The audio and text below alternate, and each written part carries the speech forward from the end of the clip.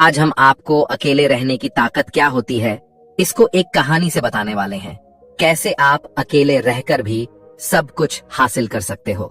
तो दोस्तों, इस वीडियो को पूरा देखना। मैं दावे के साथ कह सकता हूं कि इस वीडियो को देखने के बाद आप अकेले रहने की ताकत के बारे में जान जाएंगे। तो चलिए शुरू करते हैं। एक छोटे से गांव में एक बुद्ध अपना आश्रम बनाकर रहा करते थे। उनका चलन दूर दूर के गांवों तक था, क्योंकि उनका ज्ञान देने का तरीका दूसरे लोगों से काफी अलग था। शुरुआत में वह अपने शिष्यों को उपदेशों के माध्यम से ज्ञान देते थे। उसके बाद वह अपने शिष्यों को उस ज्ञान का अनुसरण करके अपने व्यावहारिक जीवन में उतारने को कहते थे। दोस्तों, एक बार उस आश्रम में एक राजा अपने बेटे को लेकर पहुंचता है। राजा ने उस बुद्ध से प्रार्थना की और कहा कि आप मेरे बेटे को अपने आश्रम में रहने दें और उसे अपना शिष्य बनाकर अपने तरीके से उसे ज्ञान दें। बुद्ध ने मुस्कुराते हुए कहा कि आज से तुम्हारे बेटे की सारी जिम्मेदारी मेरे कंधों पर है। फिर राजा वहां से चला जाता है। बुद्ध उस राजा के बेटे को समझाते हुए कहते हैं कि यहाँ दूर दूर से गरीब और अमीर लोगों के बच्चे आते हैं, लेकिन अगर तुम अपने आप को दूसरों से महान समझोगे तो तुम ज्ञान ग्रहण नहीं कर पाओगे।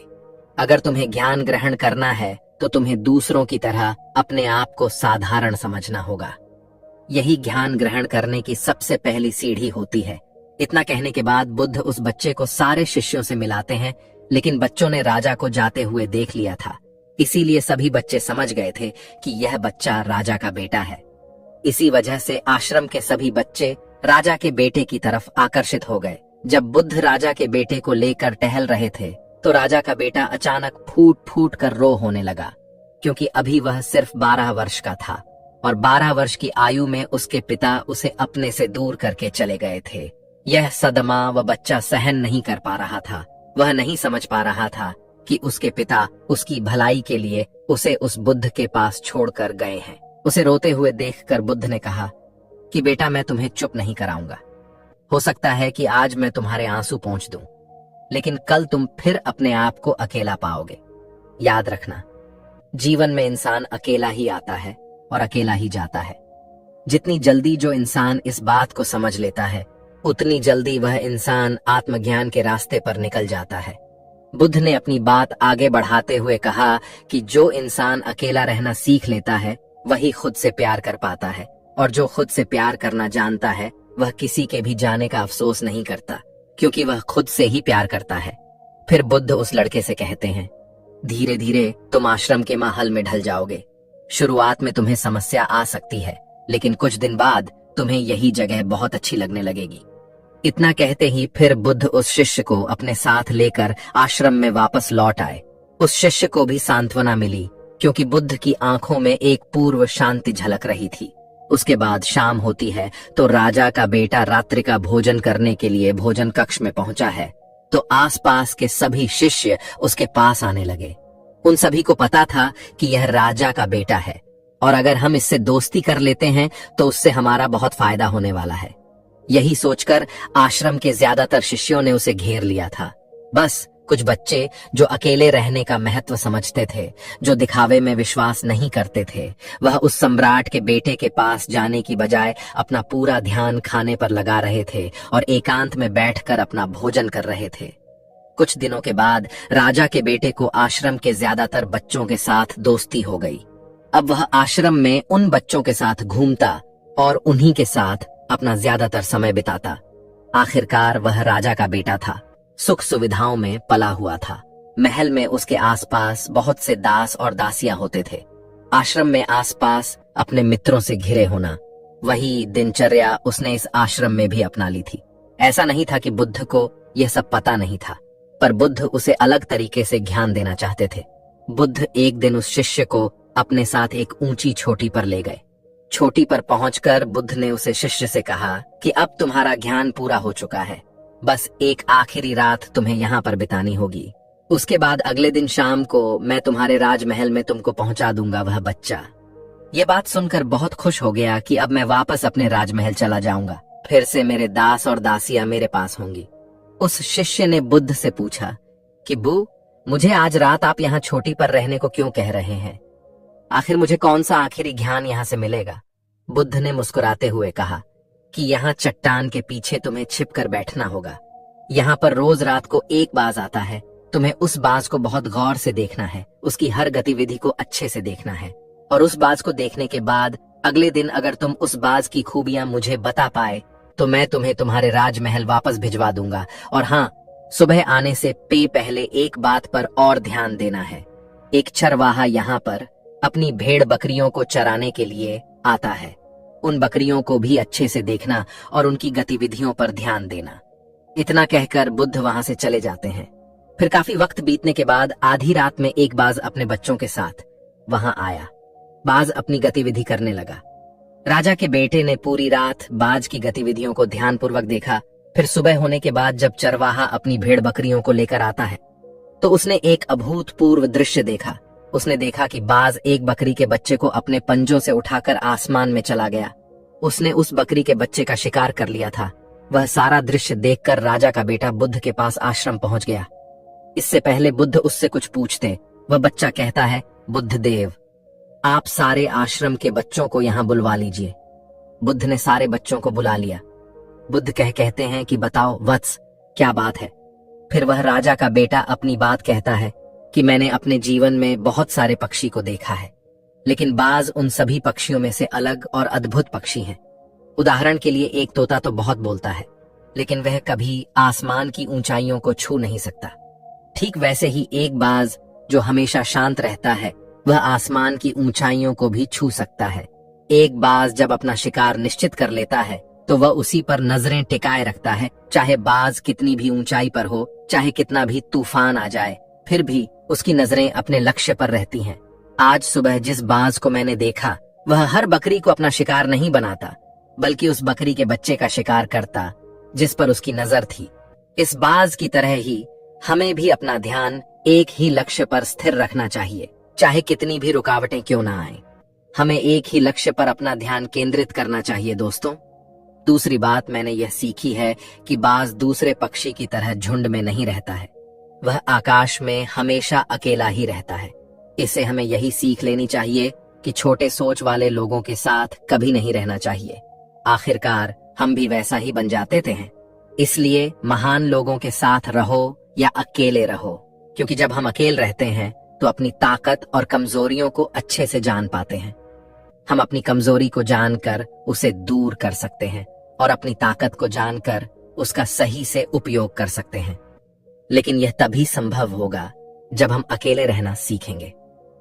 दोस्तों, तीसरी बात, हमें यह सीख लेना चाहिए कि बाज हमेशा अपनी सीमाओं से ऊपर रहता है। जब तूफान आता है तो हर एक पक्षी अपने घोंसले की ओर भागता है, लेकिन बाज ही एक ऐसा पक्षी है जो अपनी सीमाओं को पार करके तूफान से लड़कर बादलों के ऊपर चला जाता है। वह तब तक ऊपर उड़ता रहता है जब तक कि तूफान शांत ना हो जाए। बाज अपनी सीमाओं को इसलिए हटा पाता है क्योंकि वह समस्याओं के आने पर घबराता नहीं है, बल्कि उसे एक सकारात्मक नजरिए से उसका सामना करता है।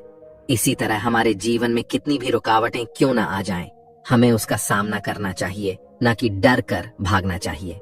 चौथी बात है, हमें यह सीखना चाहिए कि बाज अपने घोंसले में घास के कोमल तिनके नहीं रखते। जो तिनके कोमल हो जाते हैं वो उन्हें निकाल कर फेंक देते हैं। उसी तरह चाहे आपको कितनी भी आरामदायक जिंदगी क्यों ना मिली हो, उससे ऊपर उठकर आलस्य को दूर करके जीवन में मेहनत करते रहना चाहिए। जीवन में शारीरिक मेहनत और पसीना बहाना चाहिए, जिसे आप मजबूत बनते चले जाएंगे।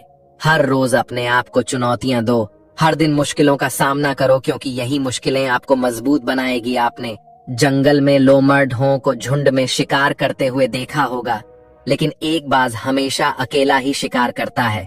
जानता है कि झुंड में रहना हौसला तो देता है, लेकिन साहस छीन जाता है। यह बातें बोलकर फिर से राजा का पुत्र बकरियों की विशेषता बताता है। वह कहता है कि बकरियां हमेशा झुंड में ही चलती हैं। उन्हें झुंड में एक साथ चलने से हिम्मत मिलती है, लेकिन जैसे ही उन पर शिकार होता है, बकरियां तीतर बितर हो जाती हैं। उनमें से एक भी बकरियां अपनी साथी की मदद के लिए नहीं आती हैं। इससे हमें यह सीख मिलती है कि हमारे साथ चाहे कितने भी लोग हो, कि किसी पर यकीन मत करना। यकीन करना है तो सिर्फ अपने पर करो। क्योंकि बुरा समय आने पर बकरी की तरह लोग भी तीतर बितर हो जाएंगे और आपको पता भी नहीं चलेगा। इतना कहते ही राजा के पुत्र ने बुद्ध को प्रणाम किया और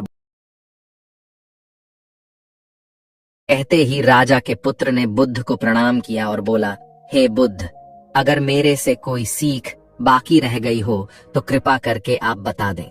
बुद्ध ने सभी बच्चों से कहा कि जो अभी इस बच्चे ने बताया यह सारी बातें सही हैं, लेकिन यह सारी खूबियां तभी आप में आएगी जब आप अकेले रहने का अभ्यास करेंगे। आपने देखा होगा कि बाज कभी भी दूसरे पक्षी की तरह झुंड में नहीं रहता।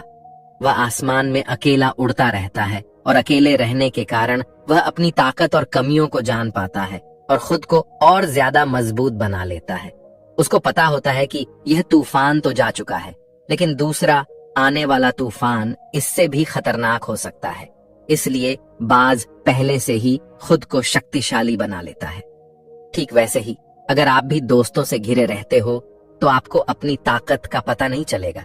आप जो भी काम करना शुरू करोगे आपके लगेगा आपके दोस्त मदद कर देंगे, पर यह गलत बात है दोस्तों। कुछ काम आपको अकेले रहकर भी करने होंगे।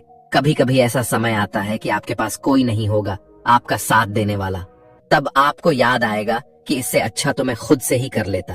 तो दोस्तों, आपको भी बाज की तरह स्ट्रांग बनना होगा, तभी आप जिंदगी में सफल होंगे।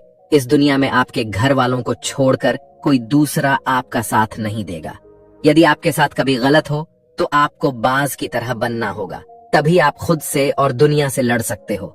नहीं तो आज के समय में आपका पड़ोसी भी आपका बुरा करना चाहता है। दोस्तों, आपको जो भी काम करना हो खुद से करो, किसी के साथ का इंतजार मत करो, खुद से ही काम पर लग जाओ। आप एक दिन कामयाब जरूर होंगे। इतना कहकर बुद्ध ने अपनी बात खत्म करते हुए कहते हैं कि मैं आज रात इस राजा के बेटे को इसके राजमहल में वापस पहुंचा दूंगा, क्योंकि इसकी सिख यहीं पर खत्म होती है। और यह कहकर बुद्ध राजा के बेटे को उसके राजमहल छोड़ आए। अकेलापन एक ऐसा शब्द जिससे सब घबराते हैं। अगर मैं कहूं कि आपको अकेले रहना है तो आप परेशान हो जाएंगे, क्योंकि हमें इसकी आदत नहीं है, ना ही हम ऐसा करना चाहते हैं। बदलते जमाने के साथ लोगों का रहन सहन तो बदल ही रहा है, साथ ही जीने का तरीका भी बदल रहा है। कई लोग ऐसे हैं जो किसी मजबूरी में, जैसे नौकरी इत्यादि के कारण अकेले रहते, तो कई लोग ऐसे हैं जो अपनी मर्जी से अकेले रहना पसंद करते हैं, अपने काम को सच्ची लगन से अकेले ही करते हैं। जो लोग अपने मर्जी से अकेले रहते हैं उनमें कुछ अलग ही गुण होते हैं। ऐसे लोग जीवन में सफलता जल्दी कर लेते हैं। अकेले रहने के फायदे अगर आपने समझ लिया तो समझो आपने पूरी जिंदगी समझ ली। अकेले रहना किसी के लिए वाकई कम नहीं है अकेले रहने का, लेकिन यह भी मतलब नहीं है कि हम अपने घर परिवार मित्रों से दूर रहे। अकेले रहने की भी एक कला है जो आगे आपको इस कहानी में पता चलेगा। अकेले रहने का यह मतलब है एकांत में रहकर अपने काम को, अपने सम्मान को, अपने प्रतिष्ठा को, अपने अंदर झांकने की कला को, अपने उज्जवल भविष्य को आप कैसे आगे बढ़ा सकते हैं उसके बारे में जानना। हम अकेले रहने के उन 7 अमूल्य गुणों के बारे में भी जानेंगे। इस कहानी के माध्यम से एक व्यक्ति एक गुरु के पास आया और बोला, गुरुदेव, मेरे दुख का कारण क्या है? वह गुरुदेव बहुत ही बड़े ज्ञानी व्यक्ति थे। गुरु ने कहा, अपने आप को चीजों से चिपका लेना, चीजों को पता कर लेना और उन चीजों के प्रति आसक्त होकर उसके पीछे भागना ही तुम्हारे दुख का कारण है। उस व्यक्ति ने गुरु को धन्यवाद किया और कहा, गुरुदेव, आपने तो मेरी समस्या का समाधान कर दिया। मैं इतने दिनों से अपनी समस्या का समाधान चाहता था। आपका धन्यवाद गुरुदेव। यह कहकर वह व्यक्ति वहां से जाने लगा। तभी गुरुदेव ने कहा, पूरी बात तो सुन लो। उस व्यक्ति ने कहा, नहीं गुरुदेव, आपका इशारा मिल गया, बस वही काफी है, और समझदार को इशारा ही काफी होता है। 1 महीने के बाद वह व्यक्ति फिर से गुरु के पास आया। इस बार उस व्यक्ति का हाल बहुत ही बुरा था। वह बहुत ही दुखी था और सीधे गुरु के चरणों में गिर गया और कहा, गुरुदेव, आपने जो कहा था मैंने वैसा ही किया, पर मुझे यह सुख नहीं मिला, मुझे तो और दुख मिल रहा है। गुरु ने उस व्यक्ति से पूछा, तुमने ऐसा क्या किया? व्यक्ति ने कहा, मुझे अपने परिवार वालों से, मित्र रिश्तेदारों से दुख मिल रहा था। मैंने उसे छोड़ दिया और छोड़कर चला गया। 2-4 दिन तो मुझे अच्छा लगा, पर धीरे धीरे मुझे उनकी याद आने लगे। अपने माता पिता, अपनी पत्नी, अपने बच्चे याद आने लगे, रिश्तेदार। यहाँ तक कि अपने शत्रु भी मुझे याद आने लगे। इतना दुखी तो मैं उनके पास रहकर भी नहीं था जितना मैं उनसे दूर होकर हो गया। इसलिए आज मैं वापस अपने घर जाने के लिए निकला था और आपके पास आ पहुंचा। आपने मुझे इतनी गलत सलाह क्यों दी? गुरुदेव गुरु मुस्कुराए और गुरु ने कहा, तुम परिवार को छोड़कर भागे, मित्र, रिश्तेदारों, हर तरफ की शक्तियों को भी छोड़कर भागे। पर यह तुम्हारी गलत फहमी थी कि तुम छोड़कर भाग रहे हो। वास्तव में तो तुम उन्हें लेकर भाग रहे थे। व्यक्ति ने कहा, पर गुरुदेव, मैं तो किसी को अपने साथ नहीं लाया। गुरु ने कहा, जो चीज हमें दुख देती है वह कहीं बाहर नहीं होती। यहां तक कि जो हमें सुख देती है वह अभी बाहर नहीं होती। ये सब परिवार वाले रिश्तेदार, मित्र, शत्रु, ये सब कहां बसते हैं? ये सब हमारे मन में बसते हैं। और जब तुम भागे तो तुम अपने मन को साथ लेकर भागे, और तुम्हारे मन में ये सब तुम्हारे साथ भाग रहे थे तो तुम इनसे कहीं दूर गए ही नहीं। जब जो चीजें मन में बसी हो और वह आसपास हो, वह हमें बहुत लगता है, पर वह बहुत कम होता है। और जब हम इन चीजों से दूर हो जाते हैं, यानी छोड़कर भाग जाते हैं, तब मन उन चीजों को पाने के लिए फिर से प्रयास करने लगता है, और तब यह चीजें बहुत ज्यादा दुख देती हैं, जैसा तुम्हें हो रहा। व्यक्ति ने कहा, तो गुरुदेव, मैं क्या करूं? चीजों के साथ रहो तो दुख, चीजों को छोड़कर जाओ तो दुख क्या? मैंने सिर्फ दुख उठाने के लिए ही जन्म लिया है। गुरु जोर से हंसने लगा और कहा, यह बात बिल्कुल सत्य है। यहां सब सिर्फ दुख उठाने के लिए जन्मते हैं, पर यह भी सत्य है कि इन दुखों के पार सुख है, और उन सुख के पार दुख है, फिर सुख और फिर दुख है। जिन चीजों में हमें सुख नजर आता है वह दुख देते हैं, और जिनमें दुख नजर आता है वही सुख का कारण बन जाते हैं। फिर उस व्यक्ति ने कहा, गुरुदेव, क्या इस सुख दुख के माया जाल से बाहर निकलने का कोई रास्ता नहीं है? गुरु ने कहा, रास्ता तो है, मगर तुम इसी दुनिया में रहना चाहते, इन सब के साथ रहना चाहते हो तो तुम्हें एक काम करना होगा। तुम ऐसे ही रहो जैसे कि तुम इस दुनिया में अकेले हो। सबके साथ रहो पर अकेले रहो। व्यक्ति ने कहा, पर गुरुदेव, ये कैसे हो सकता है? गुरु उस व्यक्ति को एक जगह पर ले गए जहां एक मेला लगा हुआ था। वहां बहुत भीड़ थी। गुरु ने कहा, देखो, अपने आसपास यहाँ किसी को जानते हो क्या? व्यक्ति ने कहा, नहीं, यहाँ तो कोई भी मेरी जान पहचान का नहीं है। गुरु ने कहा, क्या तुम यहाँ अकेले हो? व्यक्ति बोला, हाँ गुरुदेव, बिल्कुल अकेला। गुरु ने कहा, नहीं, तुम्हारे मन में कुछ चल रहा है, तुम अकेले नहीं हो। व्यक्ति ने कहा, हाँ, मैं जल्दी से जल्द अपने घर जाना चाहता हूँ। अपने पत्नी से, अपने बच्चों से, अपने माता पिता से मिलना चाहता हूँ, अपने मित्रों से मिलना चाहता हूँ। वही मेरे मन में चल रहा है। गुरु ने कहा, अब यह सब भूलकर आंखें बंद कर लो और अपना ध्यान यहाँ होने वाली आवाजों पर लगा दो। व्यक्ति ने ऐसा ही किया, और जैसे ही उसने अपनी आंखें बंद की और सारा ध्यान वहां हो रही आवाजों पर लगा दिया, उसे एक अकेलापन, एकांत महसूस हुआ। उसे लगा कि वह इतनी बड़ी भीड़ में भी अकेला है। सभी आवाजों के ऊपर ध्यान लगाने के कारण किसी आवाज का कोई महत्व नहीं था, बस आवाज ही थी और हुआ था। उसने अपनी आंखें खोली और कहा, गुरुदेव, यहां तो मैं बिल्कुल अकेला हूं। सब है पर कुछ नहीं है। गुरु ने कहा, बस इसी तरह अकेले होना है। तुम रहो सबके साथ भीतर से, लेकिन अकेले रहो, साथ में सब हो पर मन में कोई ना हो। जिसने इस तरह से अकेले जीना सीख लिया, उसे कभी जीवन में दुख नहीं होगा। उसे चीजें दुख नहीं देगी, वह हर चीज में आनंद की प्राप्ति कर सकता है। गुरु ने आगे कहा, महान सफलताएं अकेलेपन से ही शुरू होती हैं। अकेलापन ही हमें उनसे मिलाता है। अपने अकेलेपन को नकारात्मक मत समझना, बल्कि उसे एकांत समझकर खुद को जानने का प्रयास करो। जब तुम्हें एकांत पसंद आने लगे तो समझो तुम्हारा वास्तविक वजूद तुमसे मिलना चाहता है, इसलिए अपने इस एकांत प्रेम का सम्मान करो। गुरु बोले, मैं तुम्हें 7 ऐसी खूबियों के बारे में बताता हूँ जो अकेले रहने वाले लोगों में पाई जाती है और उन्हें दूसरों से अलग बेहतर बनाती है। गुरु ने कहना शुरू किया, पहली खूबी जो एकांत में रहने वाले लोगों में पाई जाती है वह यह है कि ऐसे लोगों की तुलना में खुद के प्रति ज्यादा जागरूक होते हैं। वह खुद के भाव और आचरण के बारे में ज्यादा गहराई से जानते हैं। ऐसा इसीलिए होता है क्योंकि जब हम अकेले होते हैं तो हमें खुद के बारे में सोचने का काफी समय मिल जाता है, जिससे हम खुद के व्यवहार को अच्छे से समझ पाते हैं। एकांत में रहने वाले लोग खुद की कमजोरी और ताकत को भी अच्छे से जान पाते, जिससे वह दूसरे लोगों की तुलना में किसी भी खराब परिस्थिति का सामना ज्यादा अच्छे से कर सकते हैं। फिर गुरु ने कहा, अकेले रहने वाले लोगों की दूसरी खूबी है कि यह सकारात्मक सोच वाले लोग होते हैं। देखो, जब बहुत से लोग हमारे साथ होते हैं तो वहां एक दूसरे से तुलना, जलन, घमंड, लालच जैसे को विचार अपने आप ही मन में आने लगते हैं। फिर इंसान इन विचारों के बस में आकर उन्हें कम कर सकते हैं, जिसके कारण ऐसे एकांत में रहने वाले लोग ज्यादा सकारात्मक होते हैं। इसलिए अकेले रहने वाले लोगों की तीसरी खासियत यह है कि यह लोग ज्यादा अनुशासित और आत्मनिर्भर होते, क्योंकि अकेले रहने वाले लोगों को अपनी ज्यादातर काम खुद से ही करने पड़ते हैं। इसलिए यह दूसरों की तुलना में ज्यादा आत्मनिर्भर होते हैं। साथ ही ऐसे लोगों को दूसरों का काम भी पसंद नहीं आता। यह अपना काम खुद करने पर ही भरोसा करते हैं। साथ ही यह लोग कोशिश भी करते हैं कि दूसरों से कम सहायता लेनी पड़े। पर क्योंकि ऐसे लोग आत्मनिर्भर और अपने काम को लेकर स्पष्ट होते हैं, ऐसे लोग अनुशासित भी होते हैं। यह लोग अपने समय की कद्र करते हैं और दूसरों का भी समय बर्बाद नहीं करते। अकेले होने की वजह से ऐसे लोग एक निश्चित दिनचर्या का पालन भी करते हैं, जिससे यह लोग ज्यादा व्यवस्थित होते हैं और यह भी इनके अनुशासित होने का एक कारण है। फिर गुरु ने आगे कहा, अकेले रहने वाले लोगों की चौथी खासियत यह है, यह लोग किसी भी चीज के बारे में बड़ी बारीकी से और गहराई में जाकर सोच सकते हैं।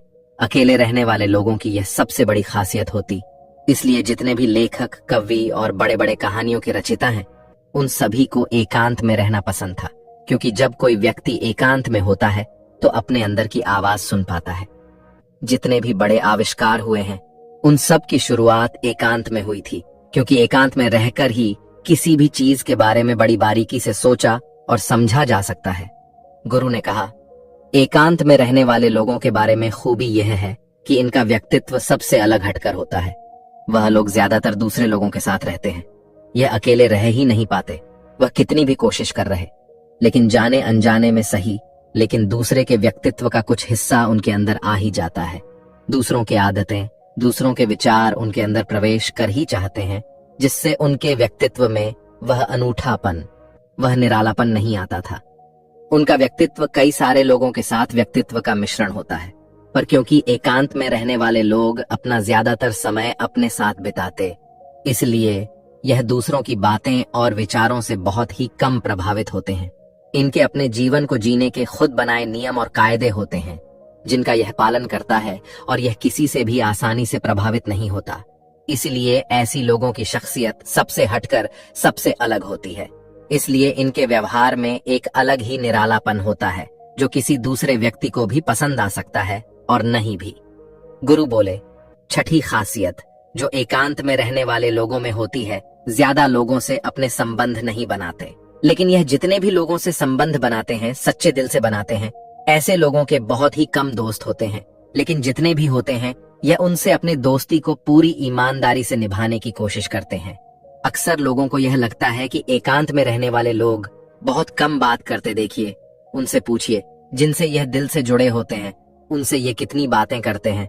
वैसे लोग इन्हें अपना मान लेते हैं और वह इनके सामने अपने पूरे दिल की बात रख देते हैं।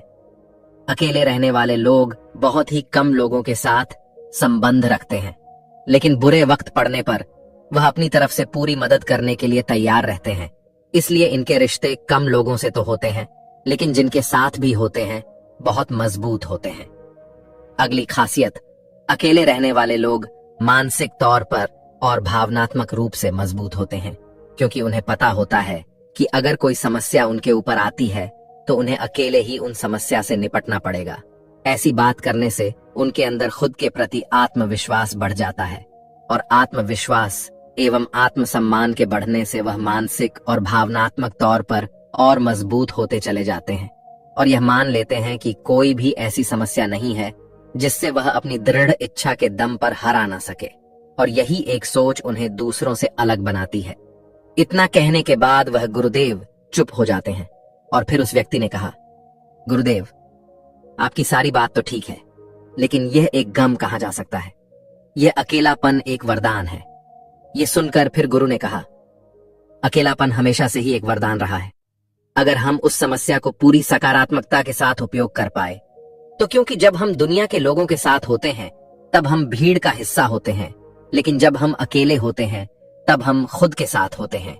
जब हम खुद के साथ होते हैं तभी हम अपने समय का सदुपयोग, खुद का आकलन, खुद के शौक और सभी बातों पर अच्छे से ध्यान दे सकते हैं और अपनी कमजोरियों पर काबू पा सकते हैं। और ऐसा कह सकते हैं कि सच में अच्छाई की राह और इंसानियत के मंजिल भी पा सकते हैं। उस व्यक्ति को गुरु की पूरी बात समझ में आ गई और वह गुरु को धन्यवाद किया और वहां से चला गया। तो दोस्तों, जिन चीजों को हम पाना चाहते हैं वह तब तक हमें दुख देती है जब तक कि हम उसे पाना लें। जब हम उसे पा लेते हैं तब वह फिर से हमें दुख देती है कि वह कहीं हमसे छूट ना जाए, और जब वह हमसे छूट जाती है तो फिर से हमें वह दुख देती है। उसके जाने का दुख तो बहुत गहरा होता है। जीवन भर हम एक चीज को पकड़ते हैं, फिर दूसरी चीज को पकड़ते हैं, फिर तीसरी चीज को पकड़ते हैं और फिर पीछे की चीजों को विदा करते रहते। इसी तरह हम सुख पकड़ते हुए दुख को पकड़ते चले जाते हैं। पर जिस व्यक्ति ने अकेले रहना सीख लिया वह परिवार में, समाज में सब कुछ करते हुए आनंद की प्राप्ति करते हैं। सारे कार्यों को पूरा करते हुए सुख से जीता है और आनंद से जीता है। दोस्तों, गरीबी एक बहुत ही मुश्किल और दुखद चीज है। गरीबी में इंसान को बहुत कुछ महसूस होता है। उसकी भावनाएं बहुत उदासी और दर्द से भरी होती हैं। वह अपने आप को बहुत ही लाचार महसूस करता है। कई बार वह महसूस करता है कि वह कुछ नहीं कर सकता। उसकी लाइफ में कई समस्याएं होती हैं। गरीबी में रहने वाला व्यक्ति बहुत सीमाओं में फंसा होता है। कई बार गरीब इंसान अपने परिवार को 2 वक्त का खाना खिलाने के लिए भी मुश्किलों का सामना करता है। उसके भाग्य में जो भी खुशियां हो, लेकिन उसे वह खुशियां आसानी से नहीं मिलती। मानो कोई अनकहा नियम हो या कोई कुदरत की ताकत हो जो उसके पास पैसा आने से रोक रही हो, या कोई ऐसी बात है जो कि वह इंसान गलत कर रहा हो। वह अपने सपनों को पूरा करने में भी हारा हुआ महसूस करता है। लेकिन दुनिया की माँ ने तो हमें हमेशा आशा रखनी चाहिए कि कुछ अच्छा होगा, क्योंकि कहते हैं ना, जब रास्ता मुश्किल होता है तो आपका धीरज और आपकी कड़ी मेहनत ही आपकी सबसे बड़ी ताकत होती है। लेकिन क्या हो जब आप खेल ही ऐसा खेल रहे हो जहां आपकी हार पक्की हो? क्या हो जब तुम्हें पता चले कि तुम जो कुछ भी समझते और सोचते आए हो सफलता और पैसे के बारे में, वह सब पाने का कोई तरीका हो और आप उस तरीके, उस नियम से वंचित हो? तब हमारा धीरज और हमारी लाख कोशिशों का भी नाकाम होना तय है। दोस्तों, अगर किसी खेल में जीतना है तो हमें उस खेल के नियम मालूम होना बहुत जरूरी होता है। नियमों को समझने के बाद ही हम यह जान सकते हैं कि हमें कैसे इन नियमों को अपने हित में इस्तेमाल करना है। आज हम ऐसे ही कुछ नियमों को एक बौद्ध कहानी के द्वारा जानेंगे। तो चलिए बिना किसी देरी के शुरू करते हैं। आज की यह कहानी बहुत समय पहले की बात है। एक छोटे से गांव मुक्तिपथ, वह अपनी गरीबी से बहुत ज्यादा परेशान था। प्रकाश की जिंदगी बहुत ही कठिन से भरी थी। वह एक गरीब परिवार से था और उसके पास आर्थिक समस्याएं थीं, जिन्होंने उसे बहुत परेशान कर दिया था। वह एक छोटे से किराना दुकान में काम करता था, लेकिन उसकी कमाई इतनी थी कि घर के आर्थिक बोझ को सहना मुश्किल हो रहा था। एक दिन परेशान होकर वह छोटा मन करके एक पेड़ के नीचे बैठा रो रहा था। रास्ते में उसे उसका एक पुराना मित्र मिला। इस मित्र से मिलने पर उसका चेहरा खुशियों से भर गया, क्योंकि वह अपने दोस्त से बहुत समय बाद मिल रहा। बचपन से ही प्रकाश अपने इस प्रिय मित्र से करीब था। वह दोनों बहुत ही खुश हो गए थे। उसका मित्र पूछता है, प्रकाश, तुम कहां जा रहे हो और आजकल क्या कर रहे हो? तब प्रकाश ने उदास मन से अपनी सारी परेशानी अपने मित्र को बताई कि कैसे वह गरीबी से परेशान है और अपने घर वालों की जरूरत भी नहीं पूरी कर पा रहा। 2 वक्त की रोटी कमाना भी उसे बहुत मुश्किल हो गया है। तब उसके मित्र ने उससे कहा, मित्र घबराओ मत, यहीं पास में एक गुरु है, वह तुम्हारी मदद जरूर कर सकते हैं। तुम्हें एक बार उनके पास जाना चाहिए। अपने मित्र की बात सुनकर प्रकाश उस गुरु के पास पहुंच जाता है और उनसे कहता है, गुरु, इस दुनिया में कुछ लोग इतने सफल हैं कि करोड़ों अरबों कमा रहे हैं, जबकि कुछ लोग ऐसे भी हैं जिन्हें गरीबी की वजह से एक वक्त की रोटी भी नसीब नहीं होती। आखिर ऐसा क्यों होता है? भगवान तो सबका एक ही है, चाहे अमीर हो या गरीब, सेहत तंदुरुस्त हो या बीमार, और फिर चाहे वह किसी भी जाति का हो। आखिर वह तो सबका भगवान है, तो फिर वह ऐसा क्यों करता है? किसी को ढेरों पैसा दे देता है तो वही किसी को भूखा रखता है। उस गुरु ने उस व्यक्ति की बात सुनी और बोले, बच्चा तुम बिल्कुल सही कह रहे हो, वह भगवान हम सभी का है, चाहे वह कोई भी हो, किसी भी जाति का हो, लेकिन हम भी तो सब उसी की परछाई हैं, तो फिर हम सभी को एक समान होना चाहिए। लेकिन हम भी तो सब एक समान नहीं है, एक जैसे नहीं है। आपस में लड़ते हैं, झगड़ते हैं, तो भला वह हमें एक जैसा क्यों बनाएगा? ये तो सोचने की बात होती है। अच्छा, तुम मुझे एक बात बताओ,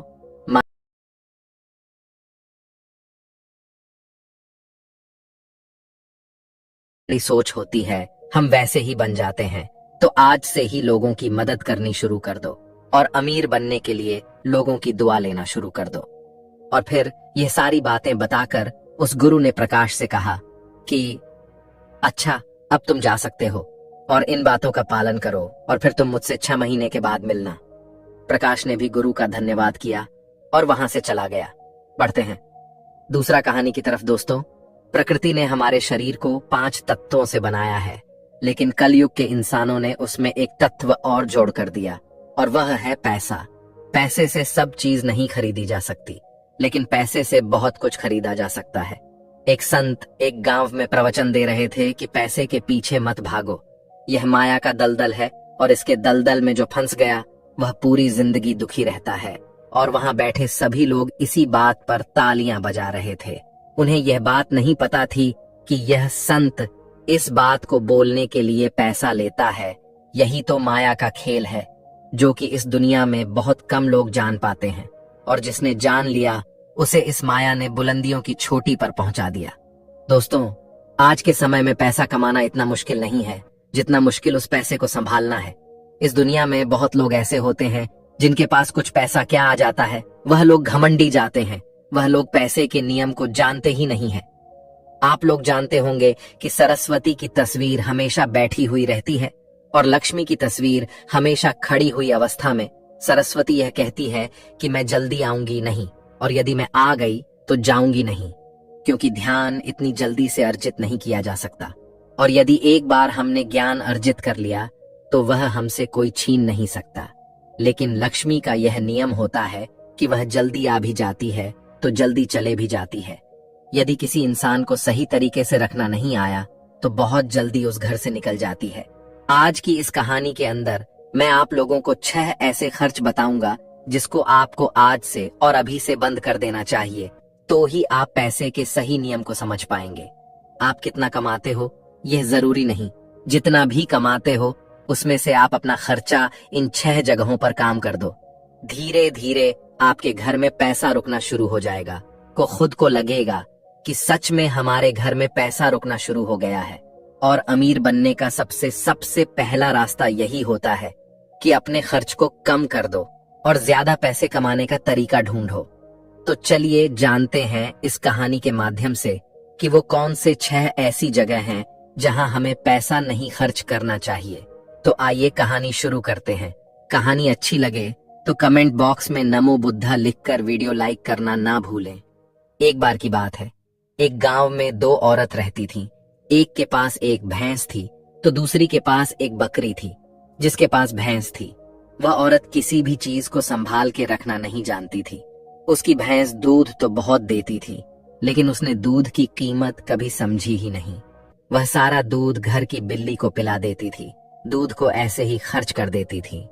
दूध को किस तरीके से सही उपयोग में लिया जाता है वह औरत जानती ही नहीं थी। और जिसके पास बकरी थी वह दूध की कीमत जानती थी, इसलिए वह दूध के एक एक बूंद को बचा कर रखती थी और उससे दही जमाकर घी निकल लेती थी, और धीरे धीरे वह बहुत सारा घी इकट्ठा कर लेती थी। अब जिसके पास भैंस थी उसने दूध की अहमियत कभी जानी ही नहीं थी। उसने कभी दूध से घी निकलने के बारे में सोचा ही नहीं था। एक दिन उसके घर मेहमान आ गए और मेहमानों को सूखी रोटी नहीं खिलाई जा सकती थी, तो इसलिए वह औरत बकरी वाली औरत के पास जाकर आधा किलो घी ले आती है। वह औरत यह कहकर घी लाती है कि मैं जल्द ही अपनी भैंस के दूध का घी निकालूंगी तो तुम्हें वापस कर दूंगी, और वह बकरी वाली भरोसे उसको घी उधार के तौर पर दे देती है। अब वह भैंस वाली औरत मेहमानों को खाना खिला देती है। उसके बाद बहुत दिन निकल जाते हैं, लेकिन वह घी वापस नहीं करती। अब बकरी वाली औरत भैंस वाली औरत के पास जाती है और कहती है कि मैं तुम्हें एक बार घी दिया था तो मैं वह घी वापस लेने आई हूँ। ये सुनकर वह औरत कहती है, कौन सा घी? तू भला मुझे घी कैसे दे सकती है? मेरे पास तो भैंस है और तेरे पास तो बकरी है, और मैं भला तुझसे उधार क्यों मांगूंगी? मेरे पास तो इतनी अच्छी भैंस है और उसका तो बहुत सारा दूध होता है, मैं तो खुद उससे दूध निकल लूंगी, मैं भला तुझसे क्यों लूंगी? यह कहकर वह घी देने से मना कर देती है। इतना सुनकर बकरी वाली औरत वापस आ जाती है, क्योंकि उसको पता था कि कोई भी उसकी बात पर विश्वास नहीं करेगा, क्योंकि उसके पास तो भैंस है।